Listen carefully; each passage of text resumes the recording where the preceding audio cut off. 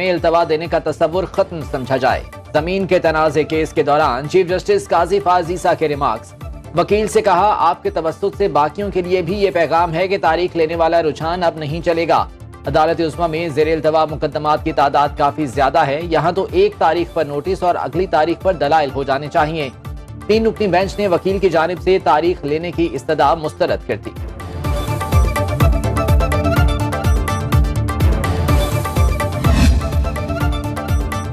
اسلام آباد high court نے chairman Pakistan Tehreek Insaf کو اٹک جیل سے اڈیالہ جیل منتقل کرنے کا حکم دے دیا۔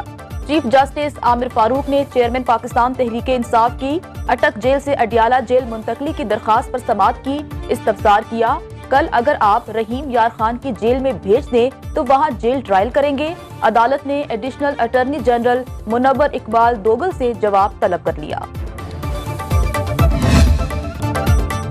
غیر شرعی نکاح کیس میں چیئرمین پی ٹی آئی کی عدالت طلبی کا معاملہ۔ اٹک جیل کے سپرنٹینڈنٹ نے چیئرمین تحریک انصاف کو آج عدالت میں پیش کرنے سے معذرت کر لی۔ چیئرمین پی ٹی آئی کی عدالت پیشی سیکیورٹی رسک قرار۔ سول جج قدرت اللہ کو خط میں پیشی سے استثناء دینے کی استدعا۔ لکھا، جج ابو الحسنات محمد ذوالقرنین سائفر کیس کا ٹرائل اٹک جیل کے اندر ہی کر رہے ہیں۔ سابق وزیر اعظم کو اسلام آباد لانے میں سیکیورٹی کا مسئلہ درپیش آ سکتا ہے۔ اسلام آباد police chairman P T I کو اٹک جیل سے لیے بغیر واپس روانہ۔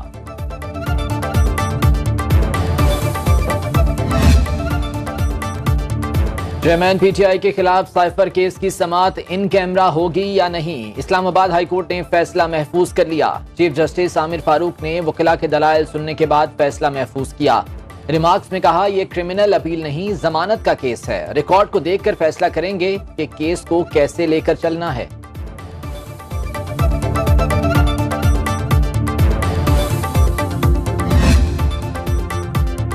ایف آئی اے نے بشرا بی بی کے سابق شوہر خاور مانیکا کو بیرون ملک جانے سے روک دیا۔